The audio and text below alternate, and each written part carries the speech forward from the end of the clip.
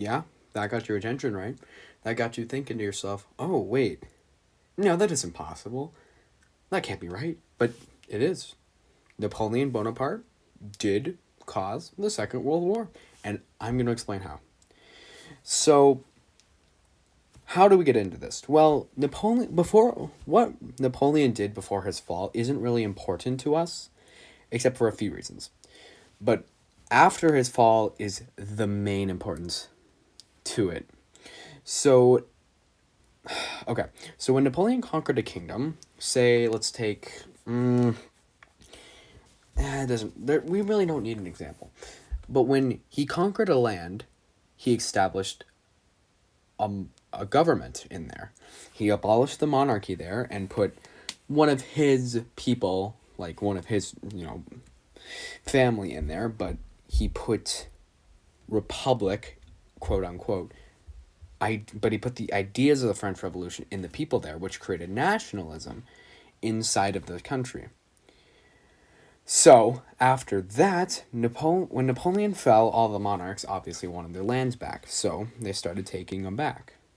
Well, the people there had experienced freedom, quote unquote, but more than they experienced of the other monarchs. But they experienced freedom, so, they had the taste of it, so they wanted to do it. But that's important later. So, after Napoleon's fall, the countries that beat him got together and said, okay, we can't have that happen again with any country. So they made what we call today the Concert of Europe. That is where they made a bunch of strong countries around other ones to counterbalance, and they made a bunch of alliances just to keep each other in check. So during the late 19th century, the nations started distrusting each other, as you often do, with Europe. And militarism was on the rise because of the Industrial Revolution. So there was more weapons and there was nationalism, like I said before, nationalism plus militarism. So, you had both of those going on, so people were ready to do something.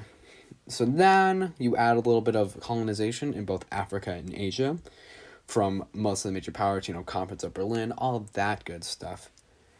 So, then Prussia, being Prussia that it is, united all of Germany when it beat France in the why did I say Franco? Franco-Prussian War. So, now you have this. You have militarism in every nation, nationalism in most of them, and a bunch of people wanting to fight.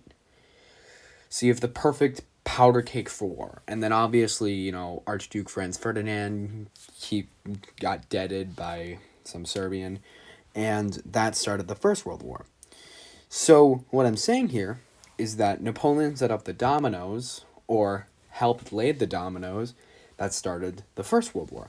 And as sequels often do, World War II was a direct successor to the First World War.